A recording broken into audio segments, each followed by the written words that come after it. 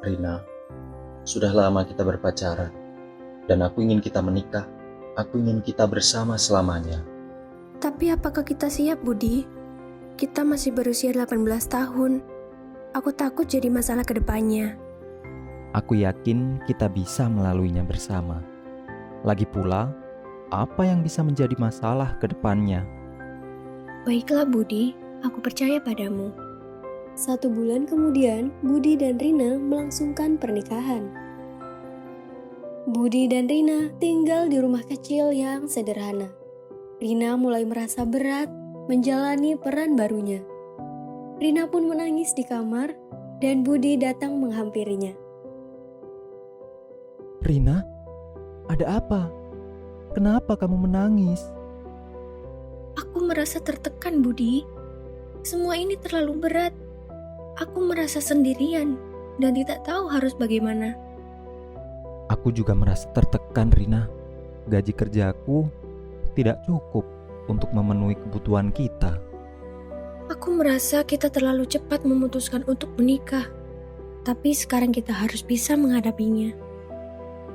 Kita akan mencoba mencari solusi, Rina. Mungkin kita bisa mencari bantuan.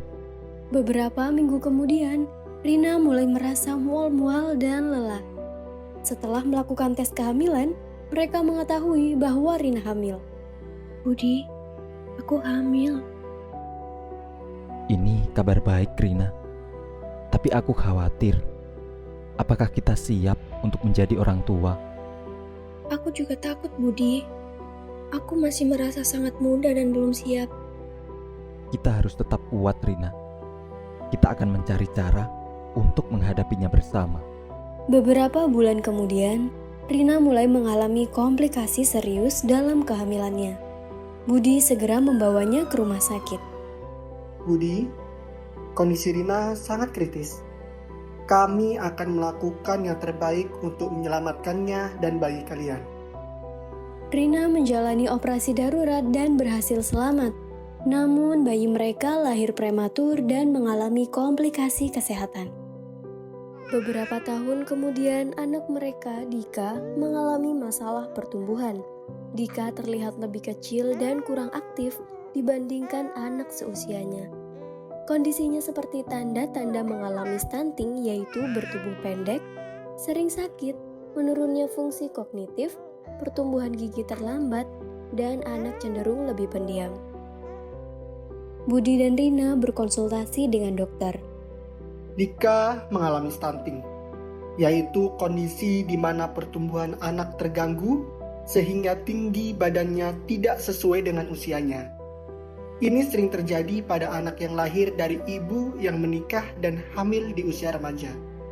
Apa yang bisa kita lakukan untuk membantu Dika, dokter?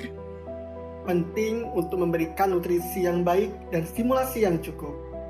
Selain itu, pastikan Dika mendapatkan pemeriksaan kesehatan rutin dan perhatian penuh dari orang tua. Beberapa minggu setelah diagnosis Dika, Budi mendengar tentang seminar yang diadakan oleh Bu Lestari, seorang aktivis terkenal di Balai Desa tentang bahaya pernikahan dini.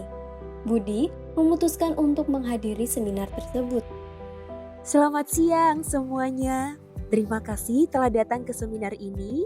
Hari ini kita akan membahas tentang bahaya pernikahan dini, komplikasi kesehatan yang sering terjadi, dan dampak sosial serta ekonomi yang ditimbulkannya. Pernikahan remaja adalah pernikahan yang dilakukan pada salah satu atau keduanya berusia kurang dari 18 tahun. Hal ini bertentangan dengan Undang-Undang Republik Indonesia Nomor 16 Tahun 2019 yang menetapkan batas minimal usia bagi laki-laki dan perempuan adalah 19 tahun. Usia ideal perempuan menikah adalah 21 tahun dan untuk laki-laki adalah 25 tahun. Pada usia 25 tahun, laki-laki sudah memiliki kesiapan baik dalam keuangan ataupun secara mental untuk memenuhi kebutuhan keluarga. Kehamilan pada usia remaja membawa risiko yang sangat tinggi. Tubuh remaja belum sepenuhnya siap untuk proses kehamilan dan persalinan, sehingga banyak dampak yang ditimbulkan seperti kelahiran bayi prematur, berat badan bayi lahir rendah, proses persalinan yang lama, bahkan dapat menimbulkan kematian ibu dan janin karena pendarahan saat melahirkan. Aspek psikologis pun juga tidak kalah penting. Emosi yang tidak stabil dapat memicu retaknya hubungan rumah tangga dan rentan mendapatkan perlakuan kekerasan. Kondisi emosional yang labil pasca melahirkan juga bisa menyebabkan baby blues ataupun depresi. Pernikahan dini itu juga cenderung menyebabkan putus sekolah, yang pastinya dapat mengganggu masa penting sebagai remaja karena mengambil tanggung jawab sebagai orang dewasa.